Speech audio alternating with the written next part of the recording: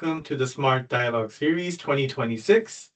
It's heartwarming to continue this tradition of nurturing nascent research scholars into its 11th year. Yes, you heard that right. One of the key aims of the Dialogue Series is forging meaningful connection through diverse seminars on social media and analytics research. The path we have traveled from our very first session in 2015 is a testament to the dedication, passion, and intellectual curiosity that thrives within our community here at Ohio University's Scripps College of Communication and even beyond. Today's session, like before, is rooted in the spirit of collaborative learning.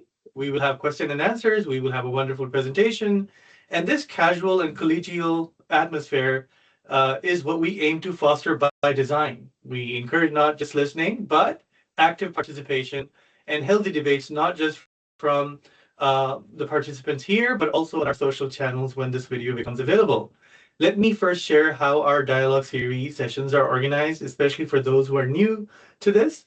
Our guests present their research in the first 25 to 30 minutes. After the presentation, we open the floor for question and answers. You can either raise your hand to ask a question or simply type it in the message in the chat. The session, as I said, is recorded and shared on social media as well. My vision for the Smart Dialogue series has always been to provide a platform where different voices from different disciplines, backgrounds, and perspectives converge in the spirit of academic collaboration. And it is in this spirit today that I welcome Parvin Kazemimanesh, who is a master's student in our Communication Development program here at OU. Parvin is originally from Iran and has a background in visual communication and years of volunteer work in nonprofits, particularly focused on women's issues. She also has work experiences in content and digital marketing, a proud member of the team Smart. So glad that we have her. So let's embark on this enlightening journey. I hope you leave today's session with new knowledge, ideas, and perhaps the motivation to question things and also possibly engage in future collaboration. Let the dialogue series begin. Parvin, you are welcome to share your screen. Hi, thank you so much. You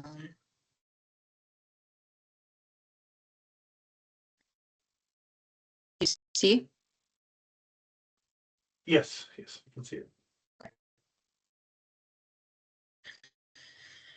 Right. Hello, everyone. My name is Parvin Kazemimanesh. I'm an MA candidate in Communication and Development Studies here at OU. I'm lucky and very honored to be here, invited here by Dr. Khan. Thank you so much for giving me this platform to present my research and just put it out there. Today I'm presenting my research on online discourses of resistance, women's emancipation, solidarity, and identity in the online-offline nexus in Iran, and that is my capstone research advised by Dr. Khan.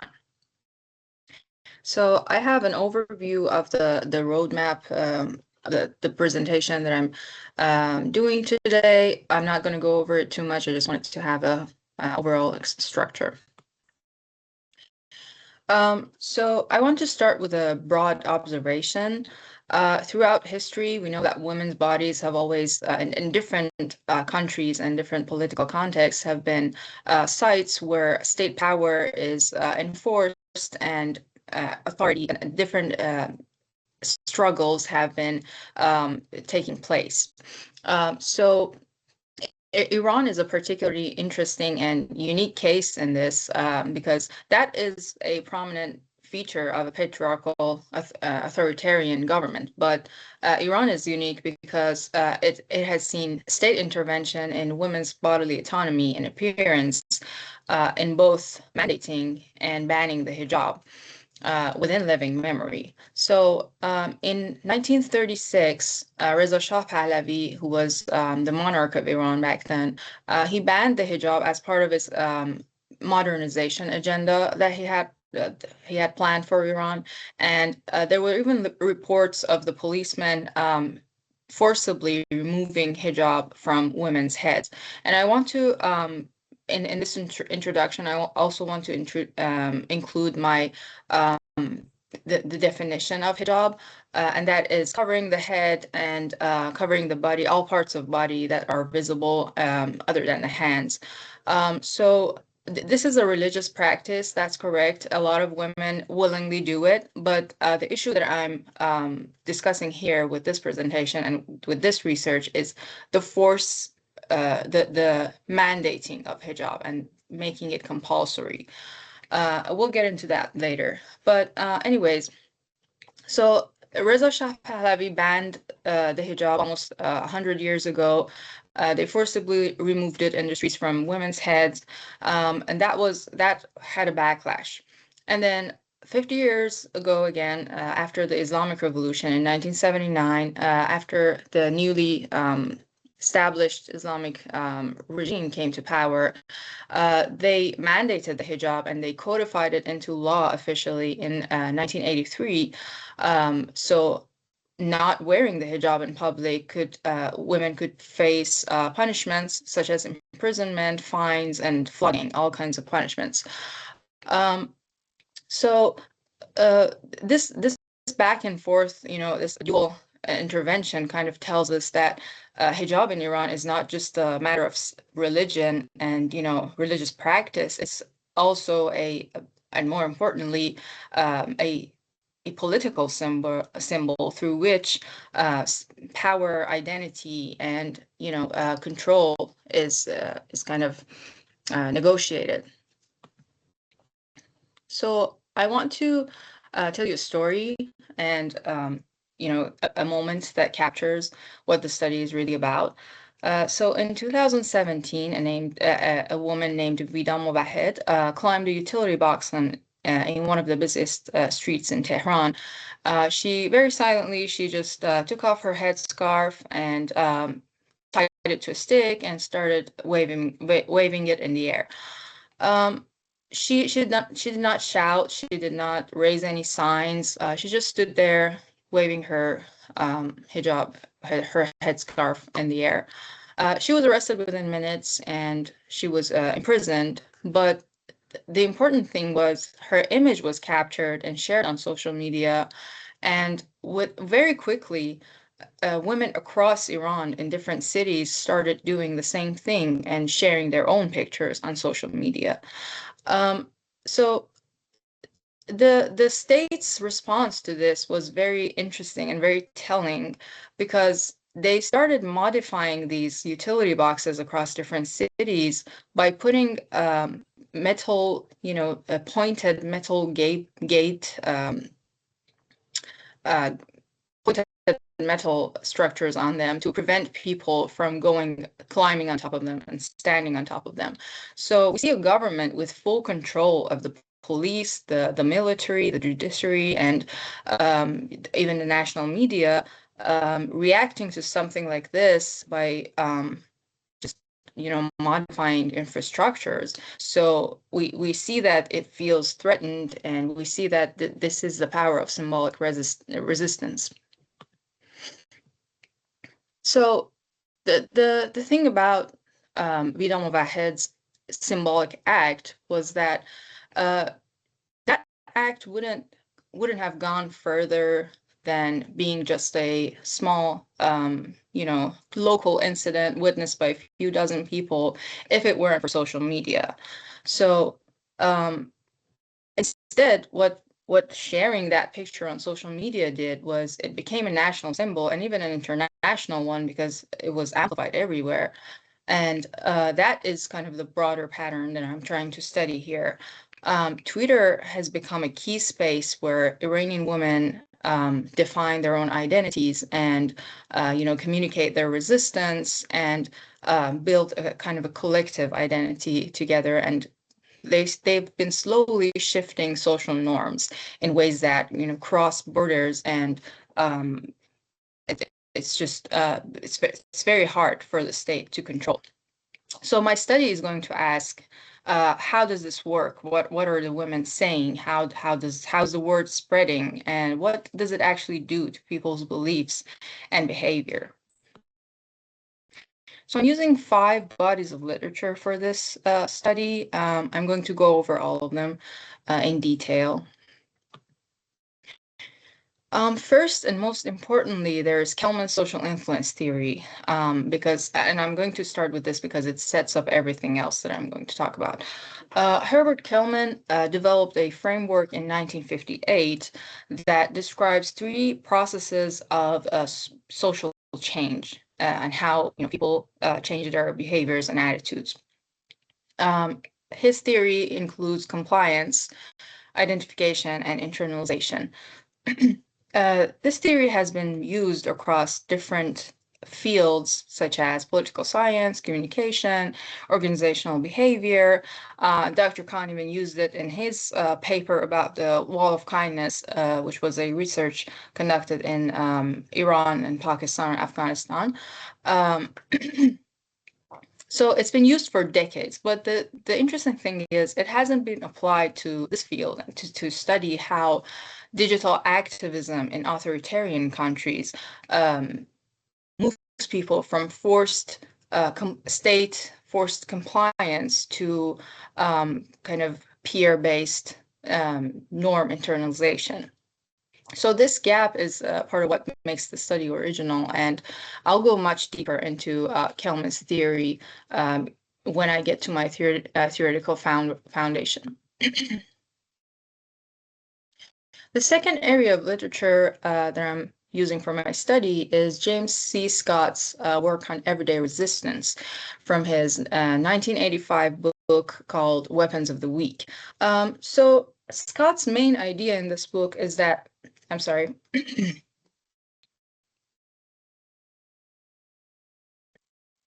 Scott's main idea in the book is that resistance doesn't always look like overt confrontation or violence or revolution. So when open confrontation is too dangerous, for example, in an authoritarian context like the Islamic Republic, where they shoot people in the face, it doesn't always look like a protest. So when it's too dangerous, everyday acts, small acts, things that might look apolitical on the surface, but are actually chipping away at the system over time, they are, the actual things that are that people are doing.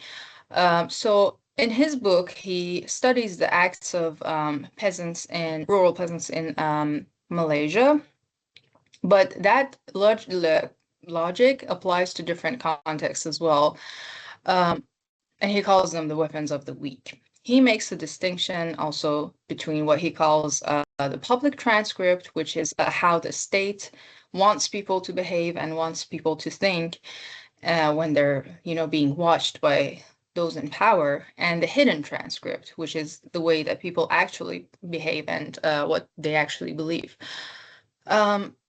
So feminist scholars such as Navi Pourmokhtari have applied this idea to the context of Iran specifically.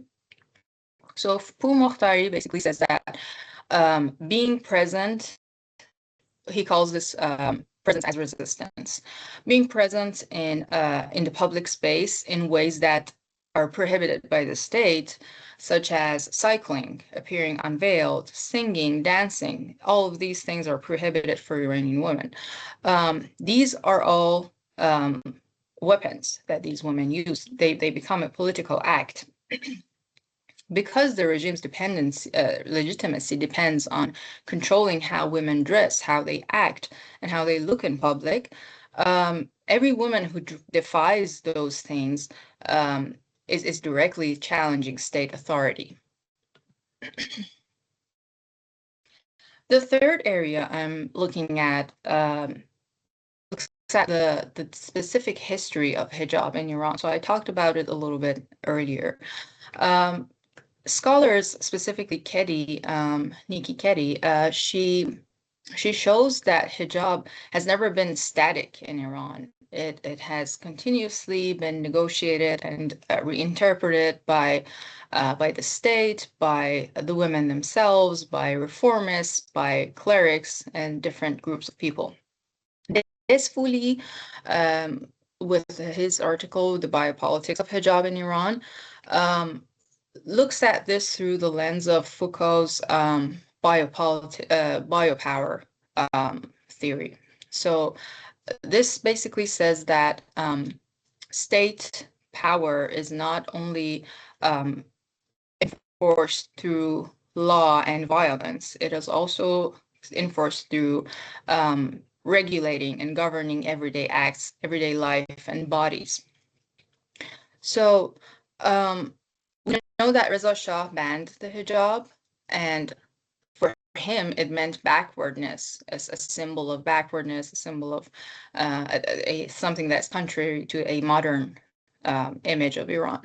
And then after the revolution, it meant Islamic authenticity and, standing up to those Western values and everything that would defy those Western ideologies, and, loyalty to the new state specifically. So today, for many Iranian women and men, removing the hijab has become a symbol of resisting that state authority and that image that they want to project of these women. And in a way, they are reclaiming their own image and reclaiming their own narrative. And we have survey from Gammon and Tony Blair Institute that backs this up by showing that 84% of Iranians who oppose compulsory hijab also want regime change in Iran. So hijab is no longer just about clothing or religion, it is a political statement. And it is a political statement in not wearing it as much as it is in wearing it. So, oops, sorry. Oh.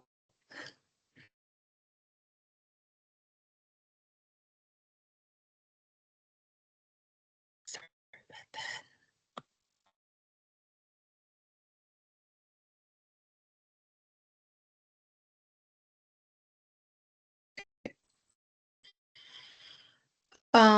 The fourth area I'm looking at is scholarship on digital activism in repressive environments. So Nancy Fraser's concept of counterpublics is very useful here. She said that marginalized groups kind of built a alternative space where they can speak freely, form identities, and push against those ideologies that the state is trying to impose on them.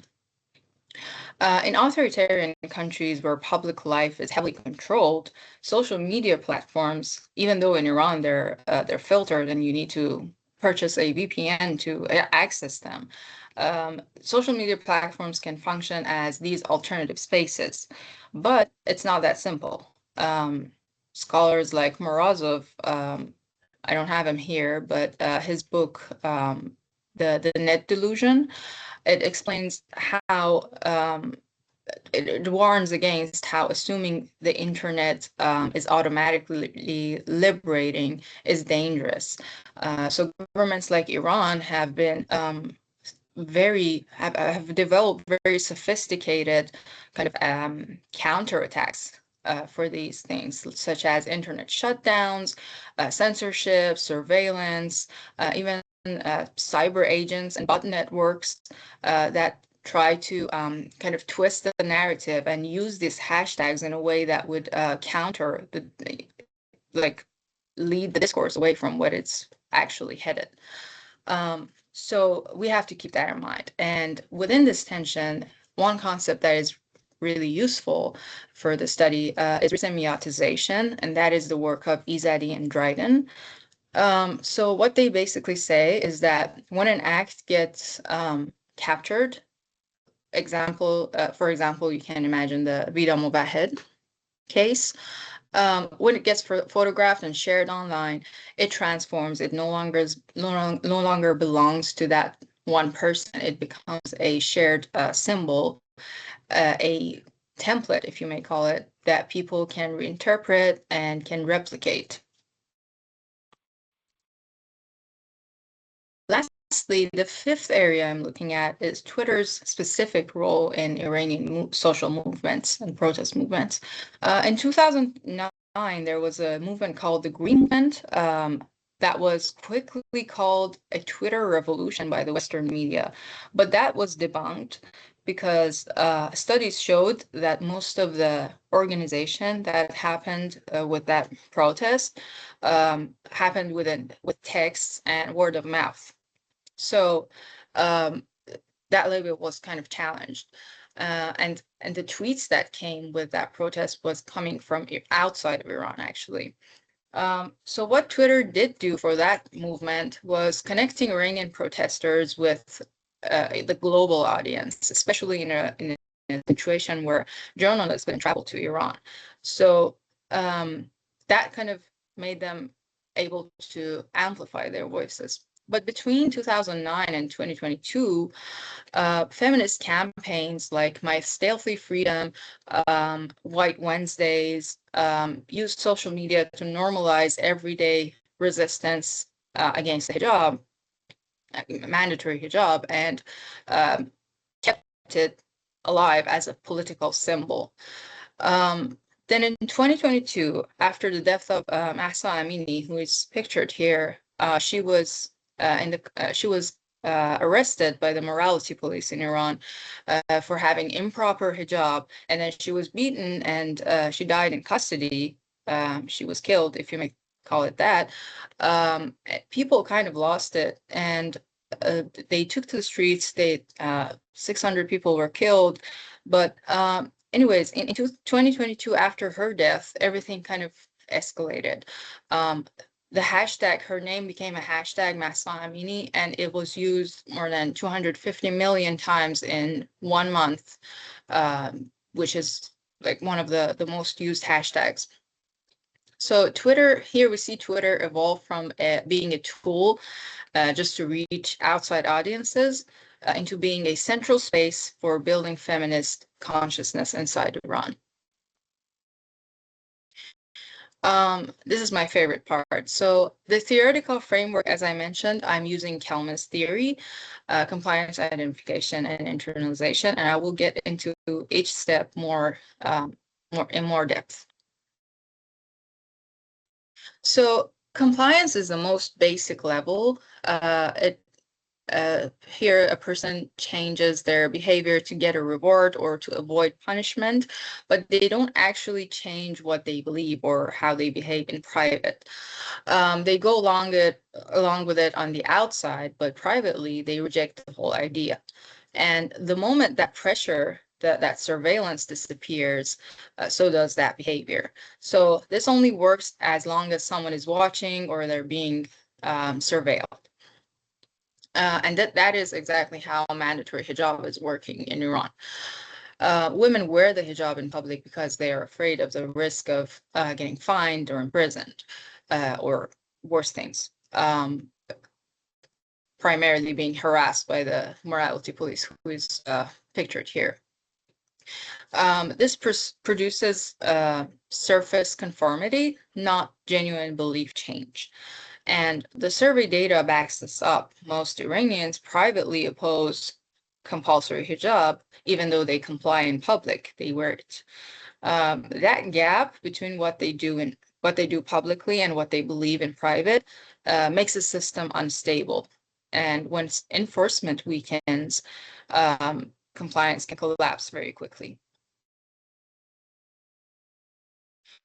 So I have put pictures of people who replicated Vida Movahed's act here, and I think this is a good example of the identification phase, where it is a deeper level of influence, and here the person changes their attitude or behavior, not because they're being forced to, but because they want to be like someone they admire, someone or some group that they admire or want to belong to. Here the change is real. They actually believe it, but it's still tied to that relationship they have with that person or that group. So the attitude might fade.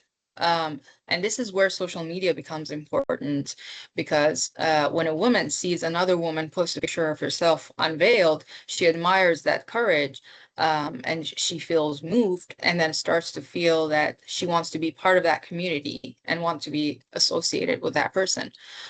So that is identification happening. And social media makes this process possible at a scale and across distances that were simply not possible before social media happened. For example, a woman in a small city in Iran who privately opposes mandatory hijab, but feels completely alone in that, can go on Twitter and see hundreds or thousands of women posting their pictures without hijab, and she feels a sense of belonging, of like being a part of a movement, and that is what identification is about, and that is what it produces. So it is much more durable than compliance because no one is forcing it. The last and the most deep level is internalization, and it lasts more than the other steps. This is where a person genuinely adopts a behavior or a belief because it truly aligns with their own values. So they're not doing this to avoid punishment or get rewards. They're not doing it to fit in with a group or be associated with a certain person. They're doing it because they actually believe it, and they would believe it whether or not anyone else was doing it or anyone else was watching. So here, as an example, we have a woman who removes her hijab, not because the morality police is after her, is backed up, but because she's, or not because she's inspired by someone else, but because she believes genuinely that she must have this right to bodily autonomy, and no government has the right to dictate how she's supposed to dress or how covered up she must be.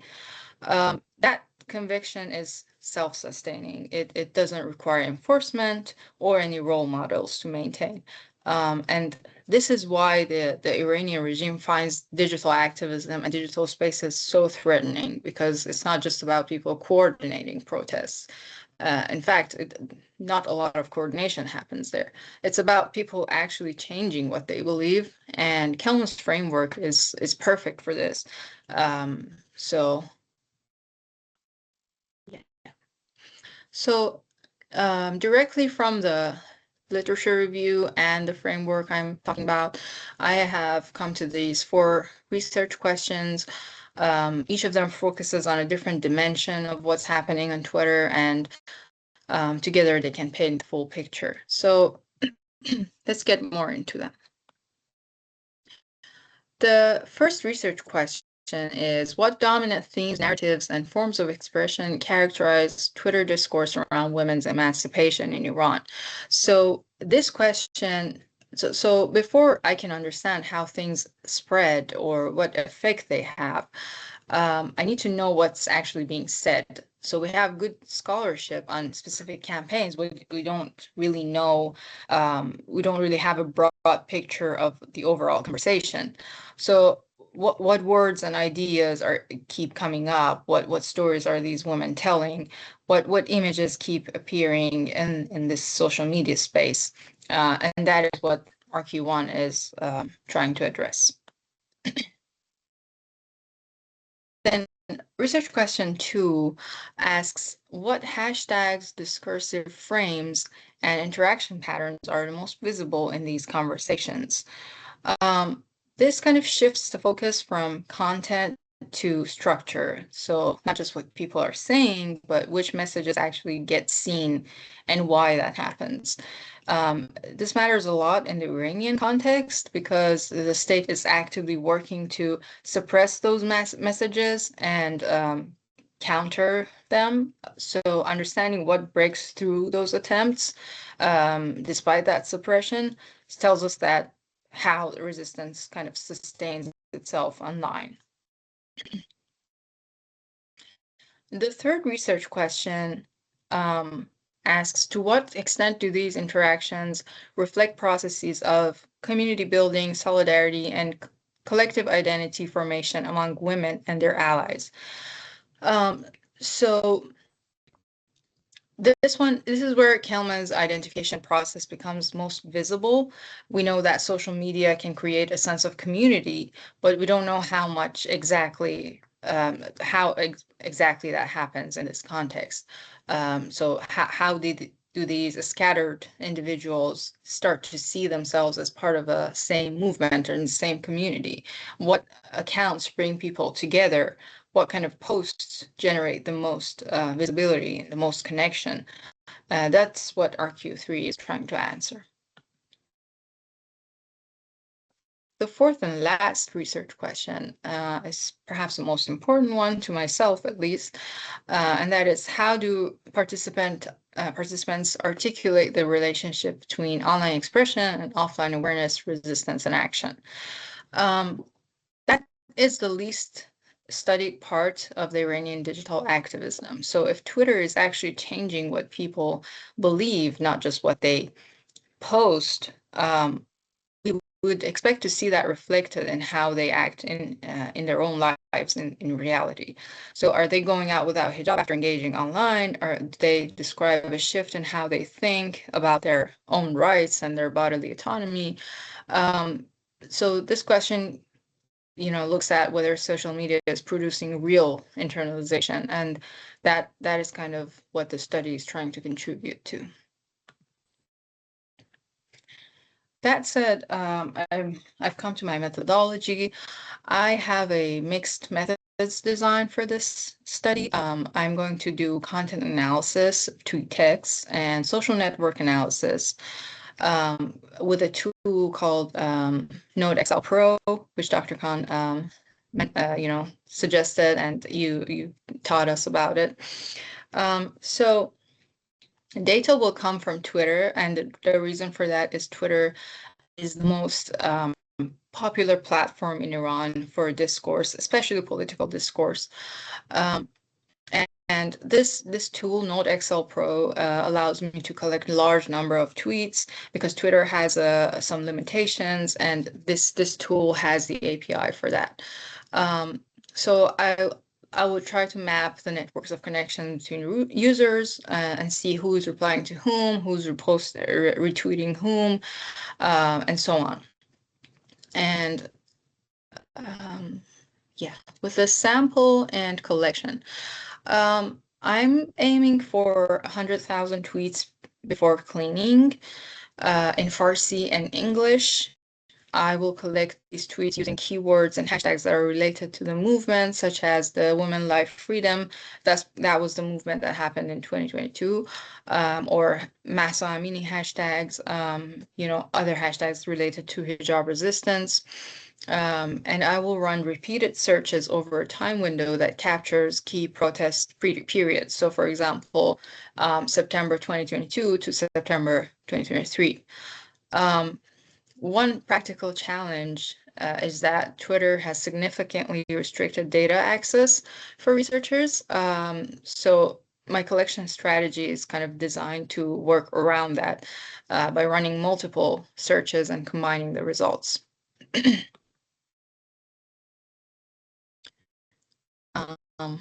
Yeah, I kind of went over that. So the first step was data collection, which was done using Node XL Pro, and then the second step is data cleaning and processing. So before I can analyze any data, I need to clean it, and that involves 6 steps that I've mentioned here. So I have to remove duplicate tweets from overlapping searches, filter out tweets that use the hashtags for unrelated topics, specifically those bot-related activities that the regime is doing. And I need to keep only the Farsi and English tweets. I have to remove spam and bot accounts, which is especially important here, again, because of the counterattack of the regime. And then I need to standardize the data format and create new variables that I need for analysis. The last step is data analysis. So it happens in 2 parallel tracks. Content analysis will focus on what people are saying using a coding system directly informed by the theory to identify recurring themes and frames, and then extending those findings across the full data set using keyword and hashtag accounts. Social network analysis will focus on how people are connected, mapping the interaction networks to find influential accounts, tightly connected communities, and the hashtags that link otherwise separate groups. For the 4th research question, I'll look specifically at tweets and threads where people describe how their online engagement has affected their real life thinking or behavior. So I want to close the presentation with why the study matters and what implications it has for different fields. So theoretically, as I mentioned earlier, it extends Kelman's framework into a new context and shows how peer influence on social media can compete with and potentially outweigh state coercive power as a source of norm change.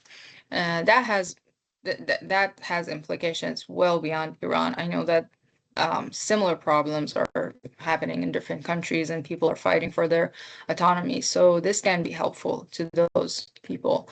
Empirically, it gives us one of the first large-scale systematic maps of the conversation and the discourse on Twitter.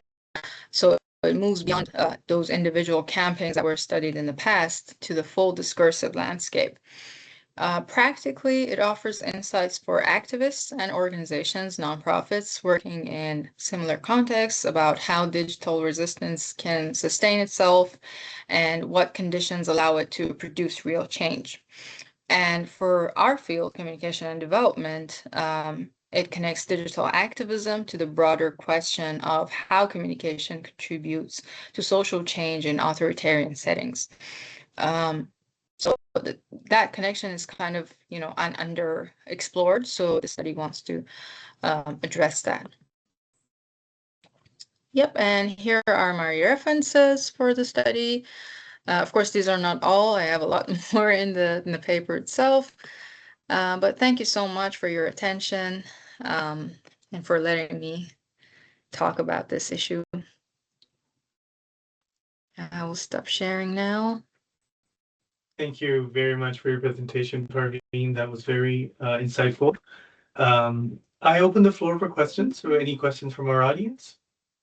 We have about close to 5 to 10 minutes remaining. I do myself have a question, so I'm going to begin. In the spirit of dialogue, my first question centers on the concept of resemiotization, which you mentioned, right? So, which is a single gesture becoming a collective template, quite powerful, as we all agree. So, Vida Mawahid's act on Ingelop's Avenue is your central illustration, but resemiotization requires, as we know, a platform willing to circulate that image. True? Yeah. We're also living in an age where a lot of algorithms are nebulous, they control what we see.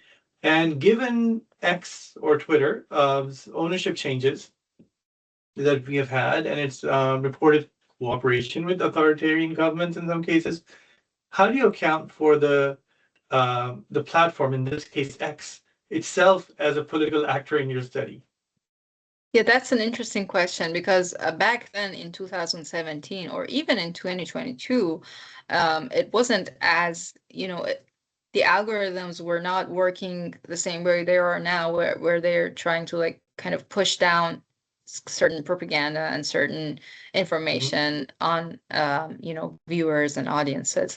So I think that because I'm looking at tweets or whatever it's called on this new platform X, from back then in 2022, it would be a less, less restricted.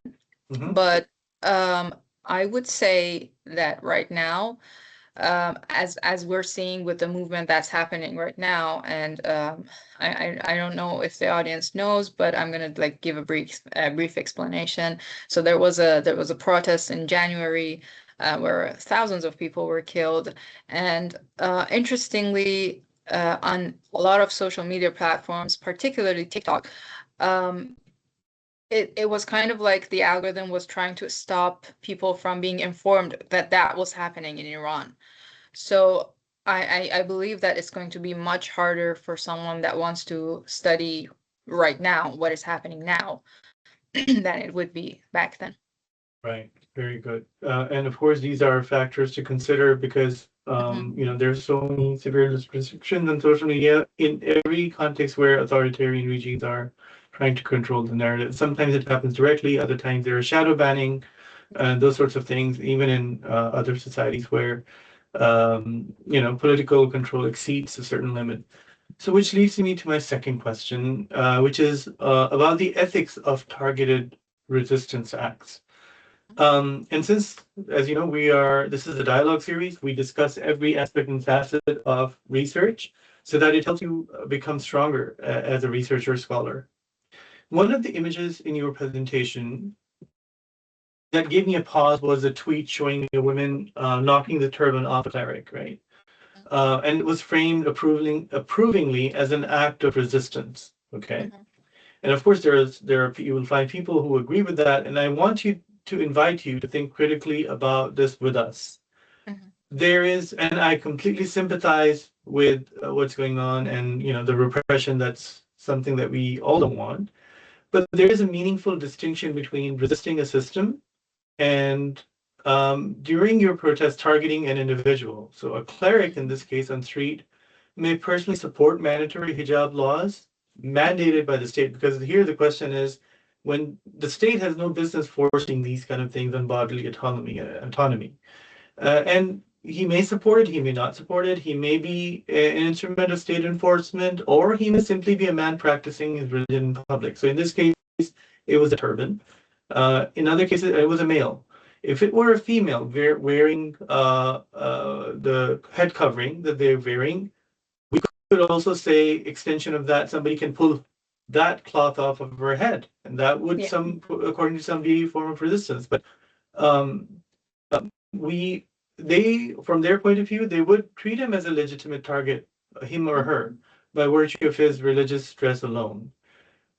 What we understand here in all the scholarship that we have done over the years, here in the United States, we hold a foundational value, which is the right of every individual, regardless of the faith tradition, to practice their religion, wear symbols of their faith, whatever it looks like. For example, a Sikh's turban, a Jewish man's kippah, a Muslim woman's hijab, and in that case, a cleric religious garb here in the U.S. Without the fear of physical interference or of humiliation, because when some side starts doing that, it might to a chain reaction, and they might start doing something else, which creates a lot Yes. of problems in society from an ethical perspective. Yes. So, which brings me to the question, Parveen, which is, does framing the act of resistance in this way risk undermining the very principle your research is trying to advance, which is bodily autonomy and the right for self-expression? If the movement's core argument is that no state or person has a right to dictate what someone wears or does not wear, and I truly believe in that, and that's why I'm so excited about this research. Does this principle not apply symmetrically, especially when you look at it from an ethical perspective? Yeah. Yeah, that is a great point. And that is why I mentioned in the beginning that a lot of women choose to wear the hijab, and that is completely respectable because they choose to do it. So I personally am not very in agreement with the whole movement that started out in 2022, where they called it turban knocking. So it wasn't just this one incident, it happened a lot, and people were arrested for it, and even I think some people were executed for it.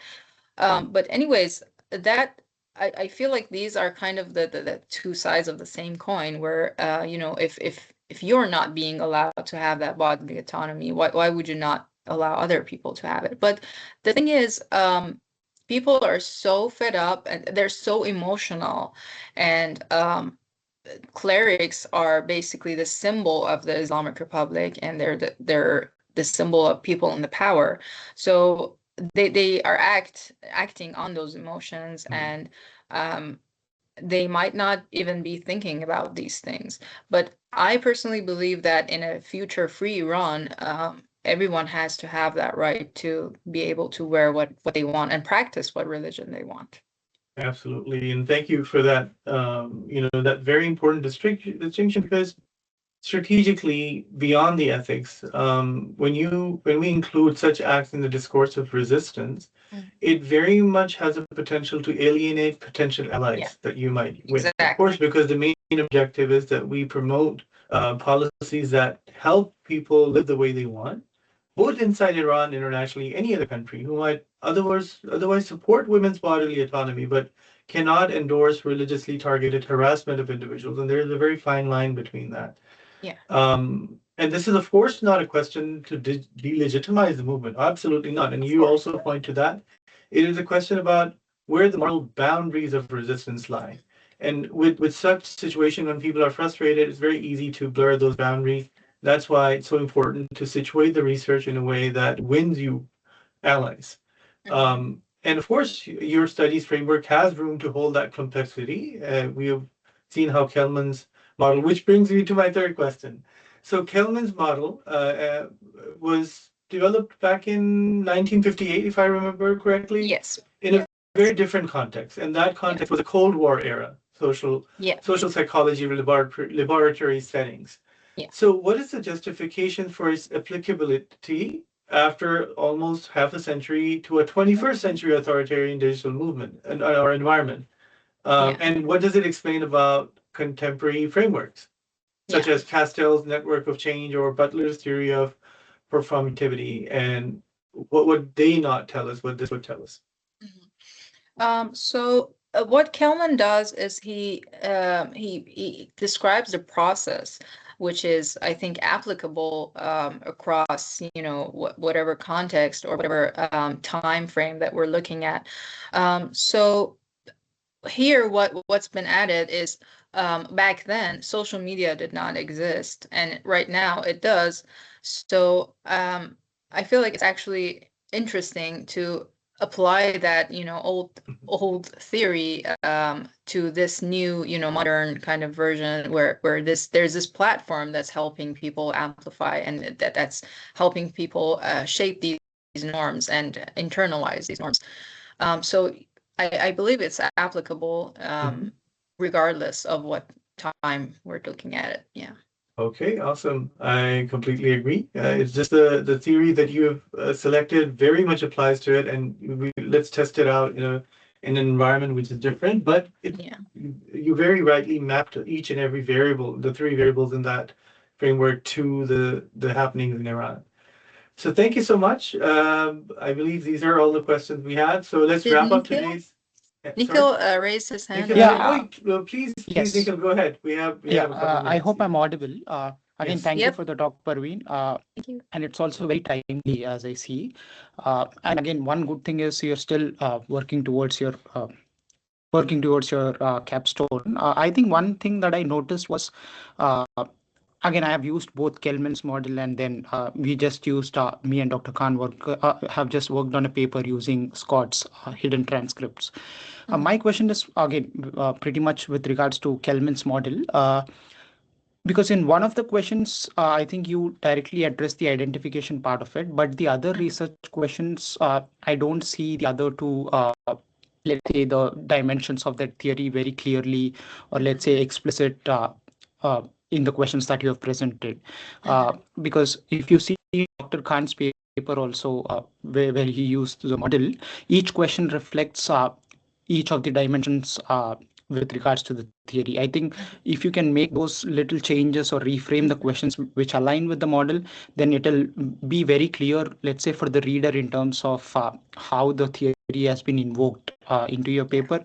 And then it will be also helpful for others to also to see how your model has extended Mhm. from the original model as well. That could Yeah. be a bigger implication, especially with regards to theory as well. That was my suggestion. Thank you so much. Yeah, that's great. That's helpful. I'm still in the process of kind of developing and trimming down and coming up, kind of setting it in stone. So these feedbacks really help with that. Sure. Great Thank you. question, Nikhil. Thank you so much. All right, with this, we're out of time, so we'll wrap up today's enlightening session. Thank you again, Parveen, for your thoughtful insights and sharing your research and your passion. We really appreciate it. I would also like to thank all those who are attending and listening to the dialogue series. See you again with another insightful session right here with me. Keep connected. Thank you, and we'll have a wonderful day. Bye bye. So much.